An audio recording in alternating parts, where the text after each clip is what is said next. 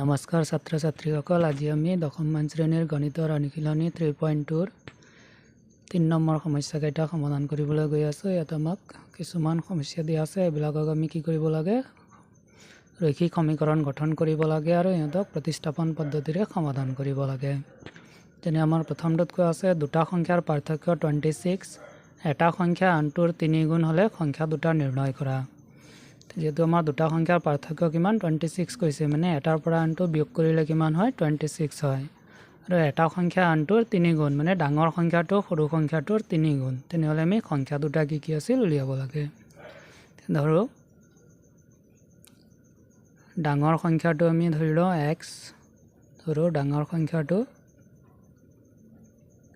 x আৰু আমি সৰু সংখ্যাটো ধৰো y, সৰু সংখ্যাটো y। আমাক প্ৰথম চৰ্তমতে মানে একম চৰ্তমতে আমাক কি কৈছে, দুটা সংখ্যাৰ পাৰ্থক্য 26, মানে ডাঙৰটোৰ পৰা সৰুটো বিয়োগ কৰিলে কিমান হয় 26 হয়। তেনেহ'লে আমাৰ কি হ'ব, ডাঙৰটো আছিল x মাইনাছ সৰুটো y, আমি ডাঙৰৰ পৰা সৰু বিয়োগ কৰিলে কিমান হয় 26। তো এইটো হ'ল আমাৰ ইকুৱেশ্যন 1। ঠিক একেদৰে আমাক দ্বিতীয় চৰ্তমতে কৈছে যিটো আমাৰ এটা সংখ্যা কি হয় আনটোৰ 3 গুণ, মানে ডাঙৰ সংখ্যাটো সৰু সংখ্যাটোৰ 3 গুণ। এতিয়া ডাঙৰ সংখ্যাটো আমাৰ কি আছে x ইকুৱেল সৰু সংখ্যাটো আমাৰ কি y, ইয়াৰ কিমান গুণ 3 গুণ। এতিয়া আমি y ৰ 3 গুণ হ'লে কি হ'ব 3y। তো এইটো হ'ল আমাৰ ইকুৱেশ্যন 2। এতিয়া আমি পালোঁ কি ইয়াত x ইকুৱেল xৰ ভেলুটো আমি পাই আছোঁ কিমান 3y, এই ভেলুটো নি আমি ইকুৱেশ্যন 1ত বহাই দিলে হ'ল। আকৌ 1 নং সমীকৰণত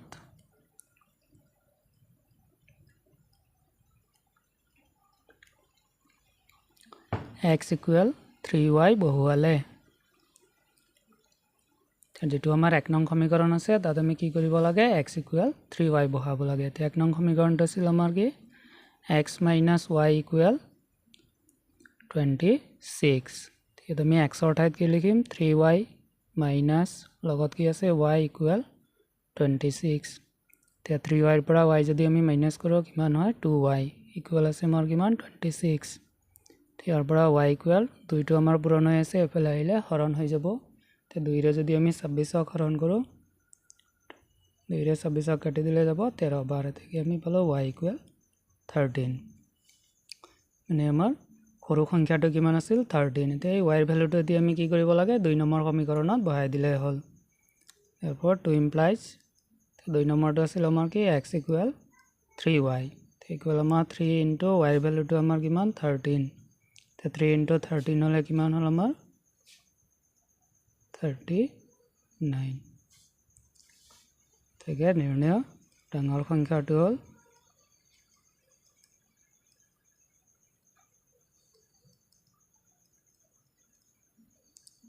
39 আৰু সৰু সংখ্যাটো হ'ল 13। একেদৰে 2 নম্বৰটোত আমাক কোৱা আছে দুটা সম্পূৰক কোণৰ ডাঙৰটো সৰুটোতকৈ 18 ডিগ্ৰী বেছি, কোণ দুটা আমি নিৰ্ণয় কৰিব লাগে। তো সম্পূৰক কোণ মানে আমাৰ কি আছিল, দুটা কোণ যোগ কৰিলে কিমান হয় 180 ডিগ্ৰী। দুটা কোণ যোগ কৰোঁতে যদি 180 ডিগ্ৰী হয় সিহঁতক কোৱা হয় সম্পূৰক কোণ, আৰু দুটা কোণ যদি যোগ কৰোঁতে 90 ডিগ্ৰী হয় সিহঁতক কোৱা হয় পূৰক কোণ। আমাৰ দুটা সম্পূৰক কোণ বুলি কৈছে, মানে কোণ দুটা যোগ কৰিলে কিমান হয় 180 ডিগ্ৰী, আৰু আমাক কৈছে ডাঙৰটো সৰুটোতকৈ 18 ডিগ্ৰী বেছি। যেটো আমাৰ ডাঙৰ কোণ আছিল সেইটো সৰুটোতকৈ 18 ডিগ্ৰী বেছি আছে। আমি ধৰি লওঁ, ধৰো ডাঙৰ কোণটো, যেটো ডাঙৰ কোণ আছিল ডাঙৰ কোণটোক আমি x বুলি ধৰি লওঁ আৰু সৰু কোণটোক y বুলি ধৰি লওঁ। একম চৰ্তমতে আমাৰ আগৰ নিচিনা আমাক দুটা সম্পূৰক কোণ কৈছে, মানে কোণ দুটা যোগ কৰিলে কিমান হয় 180 ডিগ্ৰী, মানে x প্লাছ y ইকুৱেল 180। সেইটো হ'ল আমাৰ ইকুৱেশ্যন 1। আকৌ আমাৰ দ্বিতীয় চৰ্তমতে কৈছে যেটো ডাঙৰ কোণ আছে ডাঙৰটো সৰুটোতকৈ 18 ডিগ্ৰী বেছি। যেটো আমাৰ ডাঙৰ কোণ আছিল ডাঙৰ কোণটো হ'ল কি x, সেইটো কি হয় সৰু কোণ, সৰু কোণটো আমাৰ y, yতকৈ কিমান বেছি আছে 18 ডিগ্ৰী বেছি, গতিকে y প্লাছ 18 ডিগ্ৰী। সেইটো হ'ল আমাৰ ইকুৱেশ্যন 2। আমাৰ ইয়াত এক্সৰ ভেলু আছে এক্স ইকুৱেল কি হয় y প্লাছ 18 গতিকে এই ভেলুটো নি আমি কি কৰিম ইকুৱেশ্যন 1ত বহাই দিওঁ গতিকে 1 নং সমীকৰণত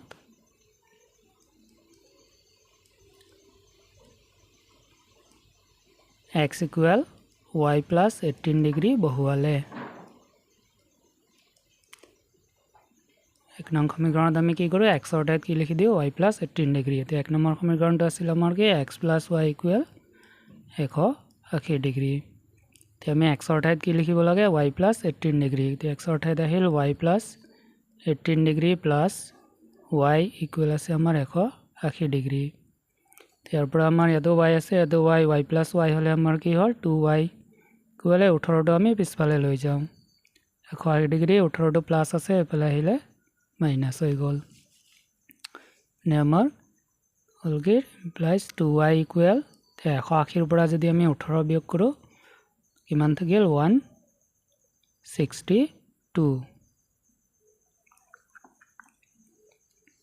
ইয়াৰ পৰা আমি y ইকুৱেল উলিয়াব লাগে y ইকুৱেল 2টো ইয়াত পূৰণ হৈ আছে এফালে আহিলে হৰণ হৈ গ'ল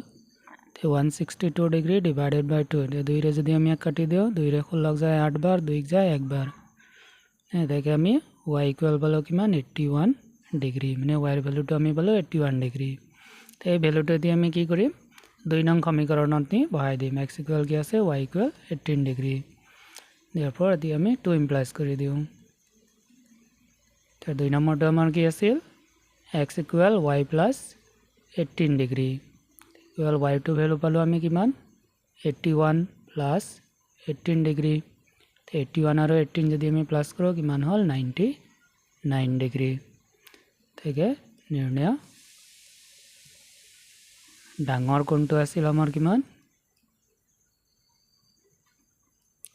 ডাঙৰ কোণটো আছিল আমাৰ 99 ডিগ্ৰী আৰু সৰু কোণটো আছিল 81 ডিগ্ৰী ঠিক একেদৰে আমাৰ 3 নম্বৰটোত কৈছে এটা ক্ৰিকেট দলৰ প্ৰশিক্ষকজনে 7খন বেট আৰু 6টা বল কিনে কিমান টকা 3800 টকাত পিছত তেওঁ 3খন বেট আৰু 5টা বল কিনে 1750 টকাত প্ৰতিখন বেট আৰু প্ৰতিটো বলৰ দাম উলিওৱা আমি ধৰি লওঁ ধৰো প্ৰতিখন বেটৰ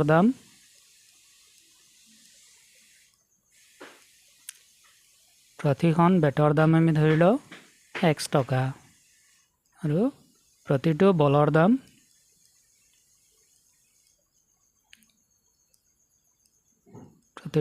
দাম আমি ধৰি লওঁ y টকা এতিয়া আমাৰ একমত শৰ্তমতে আমাক কি কৈছে তেওঁ কি কৰিছে প্ৰথমে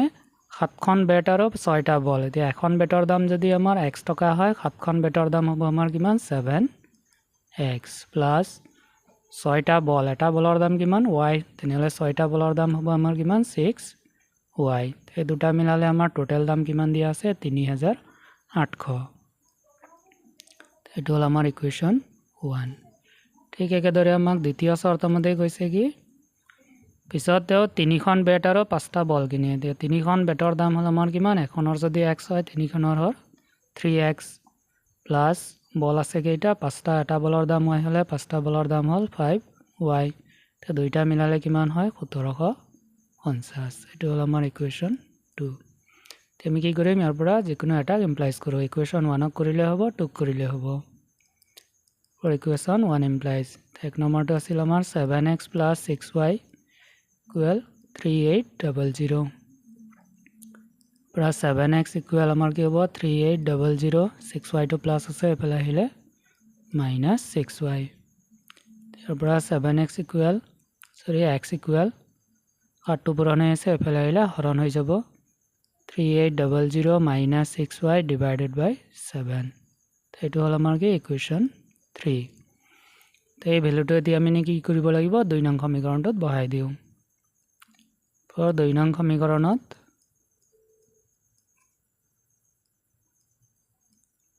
আমি কি কৰিব লাগে x equal 3800 - 6y divided by 7 বহুৱালে এই ভ্যালুটো যদি আমি বহাই দিওঁ এতিয়া আমাৰ 2 নং সমীকৰণটো কি আছিল 3x + 5y equal 1750 3 into x or value to amar kiman 3800 minus 6y divided by 7 logot ase amar plus 5y equal 1750 implies jetia 3 re khatok kota koti na jay দেখি আমাৰ তলত থাকিলগে 7 বৰা 3 ৰে এক পূৰণ কৰি দিও 3 শূন্য গুণ 0 3 শূন্য গুণ 0 3 8 গুণ 24 और 4 আতত থাকিল 2 3 3 গুণ 9 আৰু 2 হলে 11 মাইনাস আকৌ 3 6 গুণ 18 18y প্লাস 5y ইকুয়াল 1750 এতিয়া আমি কি কৰো লখাগু লয় দুটাৰ এটা আছে 7 ইয়াৰ তলত কি আছে 1 তে 7 আৰু 1 ৰ লখাগুটো হল আমাৰ কিমান লখাগুটো হ'ব আমাৰ 7 তে খাতেৰে আমাৰ কি হ'ব খাতক একবাৰ যাব খাতেৰে খাতক একবাৰ যাব একেৰে আমি কি কৰিব লাগে ওপৰত থকাটো এত খাত আছে খাতেৰে খাতক একবাৰ যাব একবাৰ যাব আমি যদি লখাগুটো হল 7 তে আমাৰ কি হ'ব ইয়াত খাত আছে খাতেৰে খাতক একবাৰ যাব এক আৰু ওপৰটো পূৰণ কৰিলে 11400 minus 18y plus এটো 5y তলত কি আছে 1 তে একেৰে যদি আমি খাতক হৰণ কৰো 7 বাৰ যাব তে খাতেৰে আমি এক পূৰণ কৰিব লাগিব 7 5 গুণ 35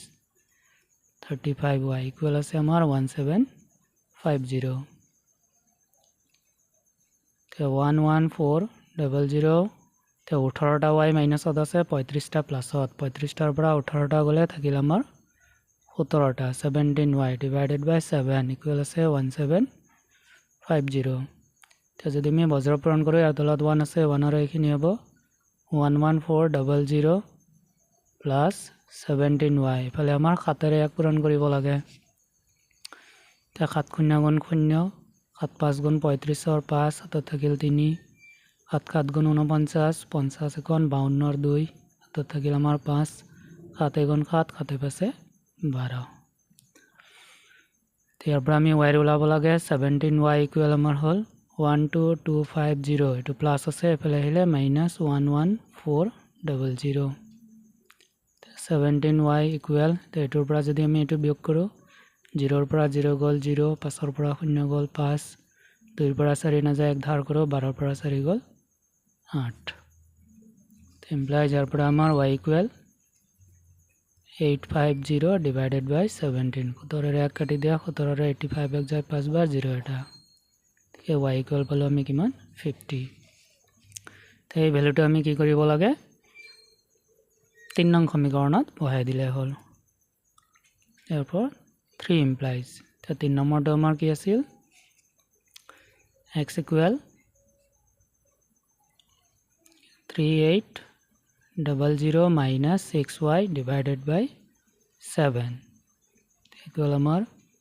3800 minus 6 into y value পালো আমি কিমান 50 divided by 7 3800 minus 6 5 গুণ 30 300 তে 3800 পৰা 300 গলে আমাৰ কি থাকিল 3500 divided by 7 7 ৰে যদি এক কাটি দিও 500 বাৰ মানে x ৰ ভ্যালুটো পালো আমি কিমান 500 তেকে নিৰ্ণয় মি x মানে কি আছিল প্ৰতিখন বেটৰ দাম प्रतिখন বেটৰ দামটো হল আমাৰ কিমান x আছিল x ৰ ভ্যালু পালো আমি 500 গতিকে 500 টকা আৰু প্ৰতিটো বলৰ দাম